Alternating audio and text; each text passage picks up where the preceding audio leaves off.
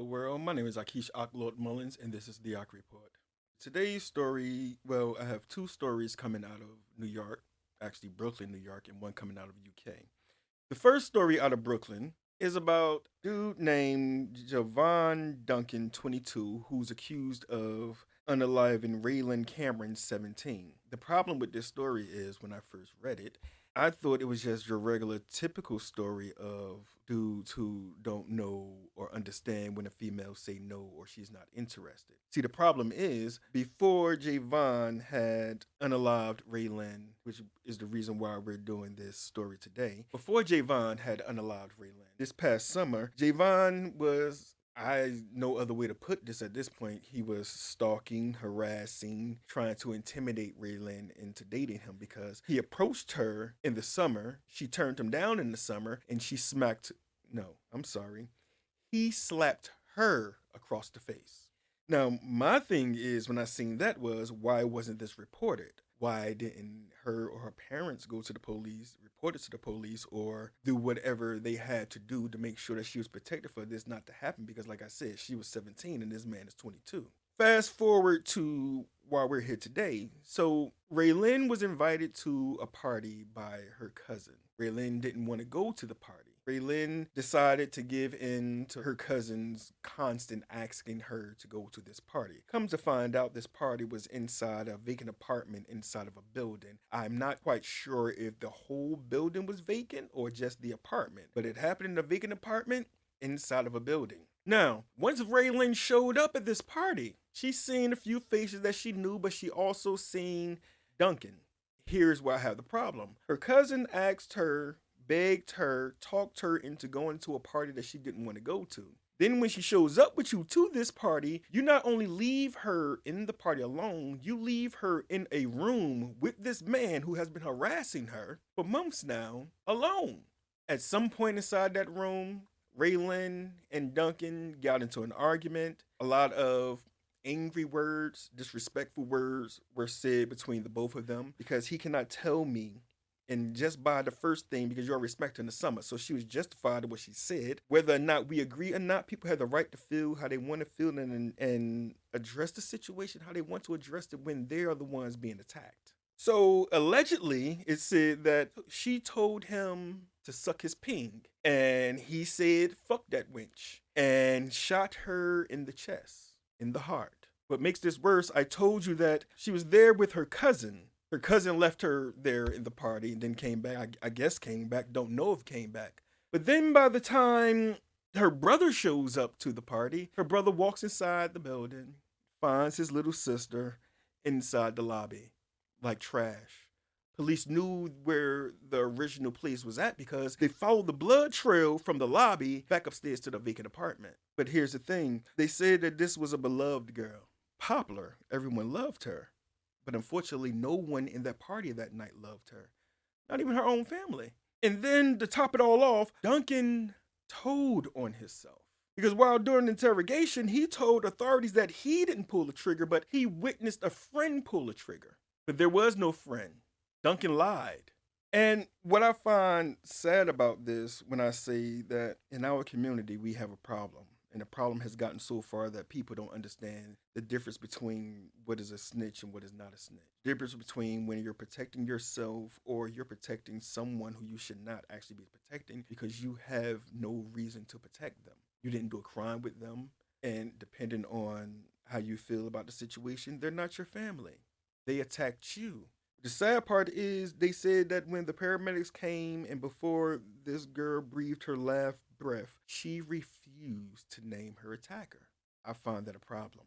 Luckily, mom now sees that it's a problem and everyone knows who this man is. And I hope he gets a long, long time in jail because I'm trying to understand here is if a female doesn't want you, it doesn't matter what female it is. If they don't want you, they don't want you. Move on to another one.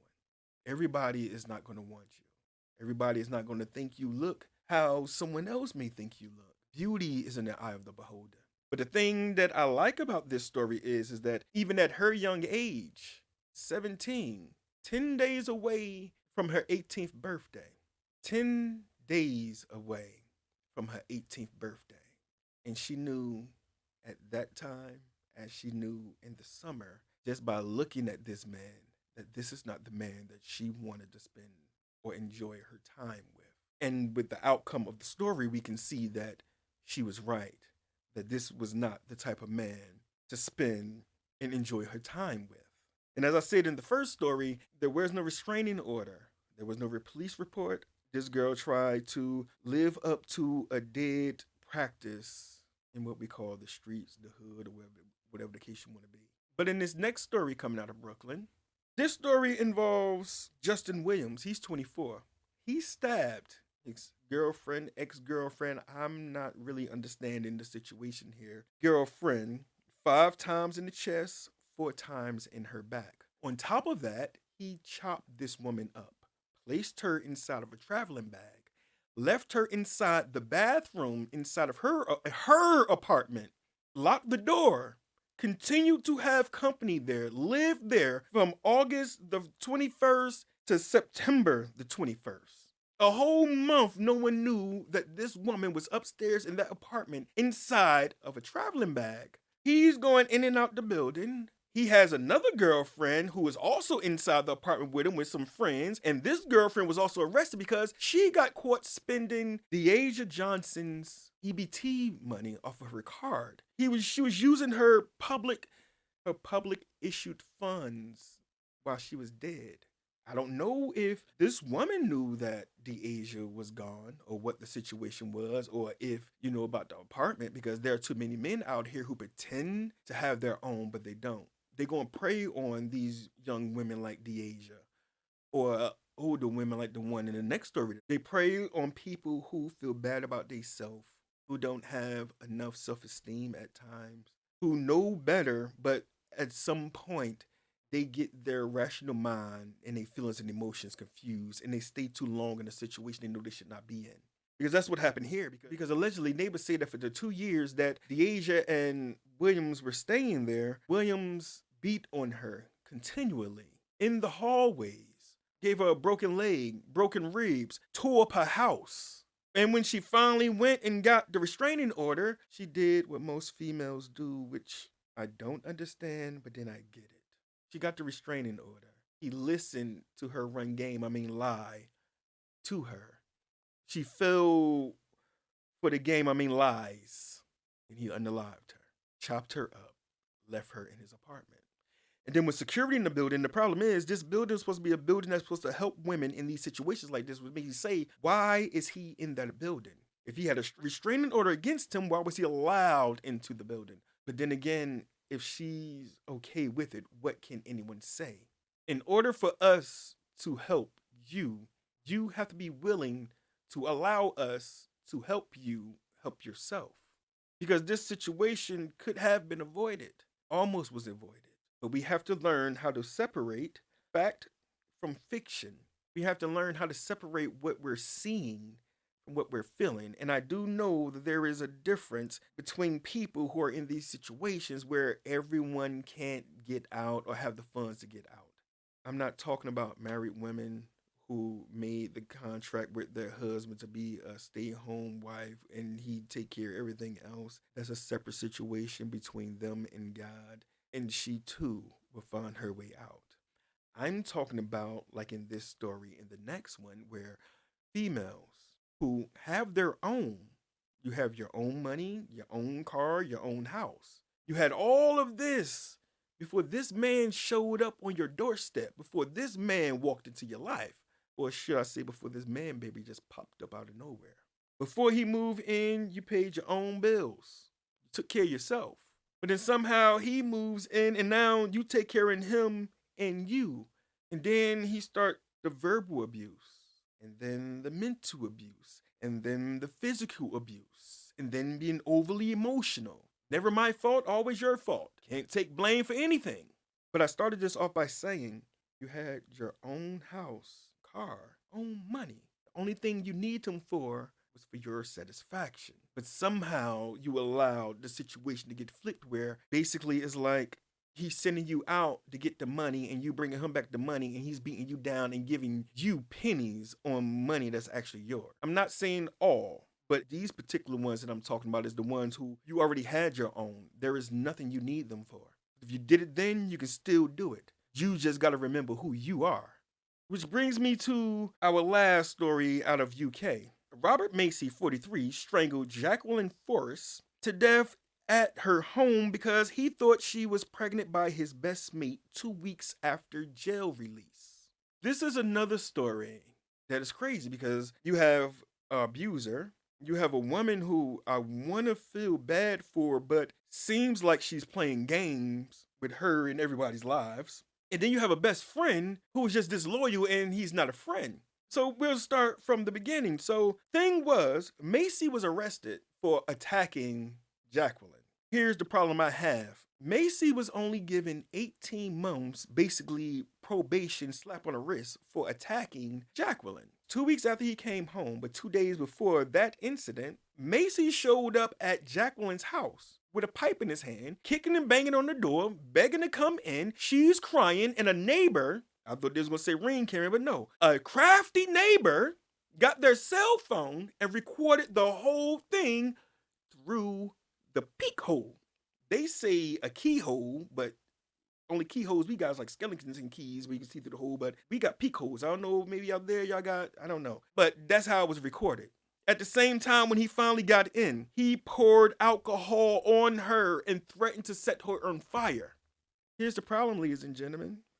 The judge ordered him when he got them 18 months to not go back to that house. He had an order of protection against him. She allowed the order to be violated. The door was closed. He couldn't get in. He couldn't get in with the pipe. He couldn't get in by kicking. All you had to do was call 911, but you didn't. Even if the neighbor had called 911, it would probably be the same story because you have to be ready to let it go. They said 2 days after this incident, these two had a nice day, had a nice night, I guess, had a nice time together, and the night was over. He's at her house. She goes, gets in the shower, and Macy goes and give himself permission to go through her cell phone. Going through her cell phone, he came across some messages from his best friend and also from another man that she was dealing with.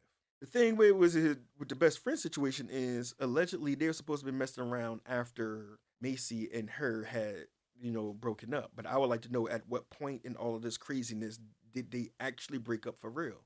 And here's the thing, the best friend would actually know this real information. But see, just like Macy, the best friend is not a hero either. The best friend deserved everything that the best friend got. Why? Because you broke bro code, bruh. You knew this lady was hurting. You knew she was being abused. You knew your boy was crazy. And you took it upon yourself to prey on that vulnerable woman just to get your own rocks off. Because you're the reason why he really snapped like this. He wouldn't have went this far if he wouldn't have seen, read, misunderstood that there is a possibility that his best friend got his girl pregnant.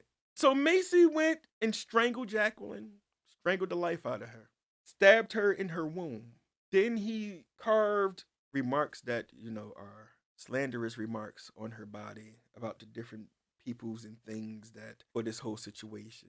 In his psychosis, the psychosis that he created by going through a cell phone that was not his, in his psychosis, he dressed her up, put her on nice things, and told police in the investigation that he did it because she always liked nice things and because he ruined her face. He didn't stop there. He then goes by 400 pounds, not pounds in US pounds, but pounds in English money, of cocaine, snorted the coke, got drunk on liquor, concocted a plan to now go search out his best friend and her other lover.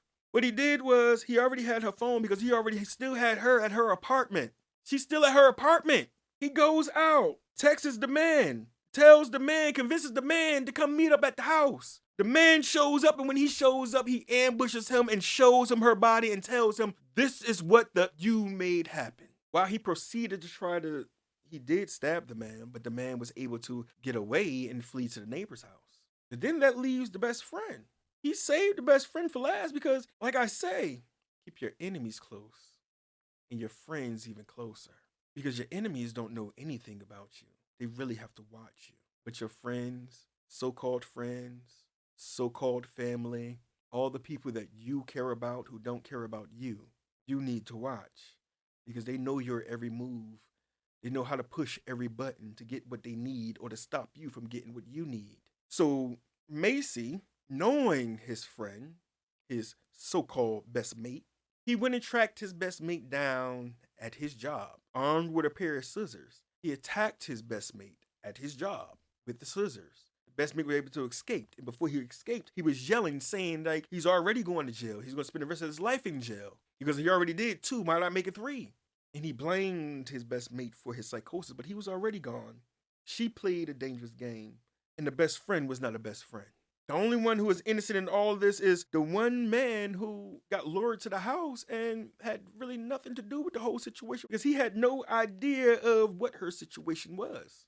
She was protected behind a door. She should have never let him in. She should have called the cops. I know it can be scary. I know you can feel like you don't have no help. Nobody understands, and they are going to hurt you. They are going to do XYZ to you. But if they can do it to you, what can you do to